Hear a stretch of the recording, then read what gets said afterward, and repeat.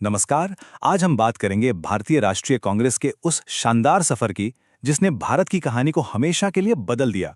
सोचिए, एक ऐसी शुरुआत जो सिर्फ याचिकाओं से हुई और देखते ही देखते देश की आजादी की सबसे बुलंद आवाज बन गई।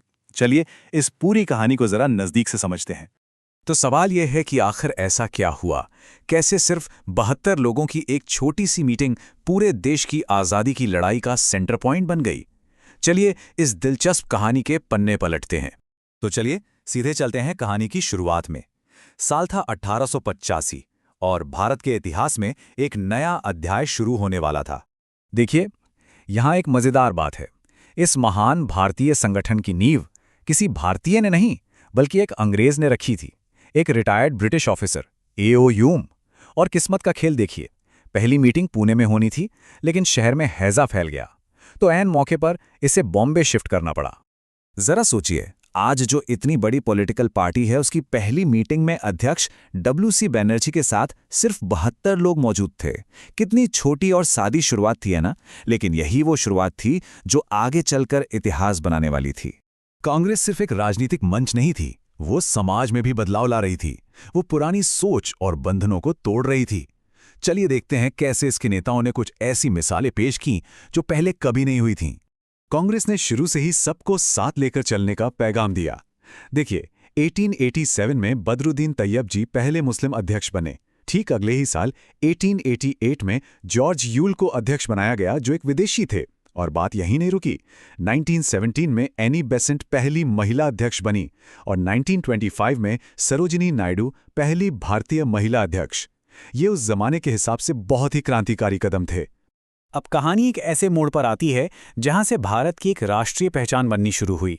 ये वो दौर था जब हमारे राष्ट्र के प्रतीक और विचार पहली बार कांग्रेस के मन से गूंजे।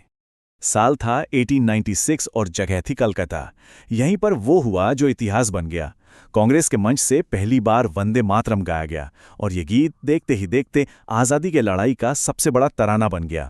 ठीक 10 साल बाद 1906 में एक और बड़ा मोड़ आया। दादा भाई नौरोजी ने एक ऐसा शब्द दिया जिसने लड़ाई का रुख ही बदल दिया। स्वराज, मतलब अपना राज। अब कांग्रेस सिर्फ सुधारों की बात नहीं कर रही थी, बल्कि अपना शासन चाहती थी। ये एक बहुत बड़ा कदम था। और फिर 1911 में कलकत्ता में ही एक और यादगार पल जुड़ा। आज जो हमारा राष्ट्रगान है, जन गण मन, वो पहली बार कांग्रेस के मंच पे ही गाया गया था, इसके राष्ट्रगान बनने से सालों पहले। देखिए, कोई भी बड़ा आंदोलन बिना उतार चढ़ाव के पूरा नहीं होता। कांग्रेस के साथ भी ऐसा ही हुआ। एक वक्त आया जब पार्टी के अंदर ही विचारों का टकराव इतना बढ़ा कि पार्टी में फूट पड़ गई। ये पूरी कहानी यहां साफ दिखती है। 1907 में सूरत में कांग्रेस 2 गुटों में बट गई, नरम दल और गरम दल। लेकिन 9 साल बाद 1916 में लखनऊ में एक कमाल की वापसी हुई। न सिर्फ ये दोनों गुट फिर से एक हुए, बल्कि कांग्रेस और मुस्लिम लीग के बीच ऐतिहासिक लखनऊ समझौता भी हुआ। ये एकता की एक बहुत बड़ी जीत थी। इस पुनर्मिलन ने कांग्रेस को पहले से कहीं ज्यादा ताकतवर बना दिया था। अब मंजिल सिर्फ स्वराज नहीं थी, बल्कि उससे भी बहुत बड़ी थी। यहां से आज़ादी की लड़ाई अपने आखिरी और सबसे निर्णायक दौर में पहुंच रही थी। और फिर आया वो ऐतिहासिक दिन जिसने सब कुछ बदल कर रख दिया। साल 1929, लाहौर अधिवेशन। जवाहरलाल नेहरू की अध्यक्षता में कांग्रेस ने एक ऐलान किया, पूर्ण स्वराज, मतलब पूरी आज़ादी। अब कोई समझौता नहीं, मंजिल सिर्फ और सिर्फ पूरी स्वतंत्रता थी। इस ऐलान के बाद तो जैसे आज़ादी की आग पूरे देश में फैल गई। 1920 का असहयोग आंदोलन, 1931 में मौलिक अधिकारों और तिरंगे को अपनाना, और फिर 1942 का भारत छोड़ो का नारा। एक एक करके ऐसे कदम उठाए गए जो हमें आज़ादी के और भी करीब ले जा रहे थे।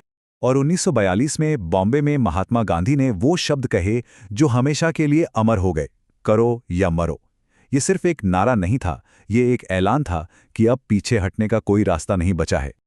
चलिए अब इस शानदार सफर के कुछ जरूरी तथ्य फटाफट देख लेते हैं जो हमेशा याद रहने चाहिए, खासकर अगर कोई परीक्षाओं की तैयारी कर रहा हो तो। एक सवाल अक्सर पूछा जाता है, कांग्रेस का अध्यक्ष सबसे ज्यादा बार कौन बना? तो ये सम्मान 2 महान नेताओं के नाम है, दादा भाई नौरोजी और जवाहरलाल नेहरू। दोनों ही 3-3 बार अध्यक्ष रहे। और अगर सबसे कम उम्र के अध्यक्ष की बात करें तो ये रिकॉर्ड है मौलाना अबुल कलाम आज़ाद के नाम। वो 1923 में सिर्फ 35 साल की उम्र में अध्यक्ष बन गए थे। कमाल है। तो चलिए इस पूरे सफर को एक नज़र में समेटते हैं। 1885 की पहली बैठक से लेकर 1907 की फूट, फिर 1916 का समझौता, 1929 का पूर्ण स्वराज का संकल्प, 1942 का भारत छोड़ो आंदोलन और आखिर में आज़ादी के वक्त जेबी कृपलानी की अध्यक्षता तक। ये वो पल थे जिन्होंने भारत का इतिहास लिखा। तो आखिर में एक सवाल सोचने के लिए छोड़ जाते हैं। स्वराज की मांग, पूर्ण स्वराज का संकल्प या फिर भारत छोड़ो आंदोलन का नारा, इन सब में से कांग्रेस का वो कौन सा एक फैसला था जिसने भारत की किस्मत को हमेशा के लिए बदल दिया? इस पर जरूर सोचिएगा।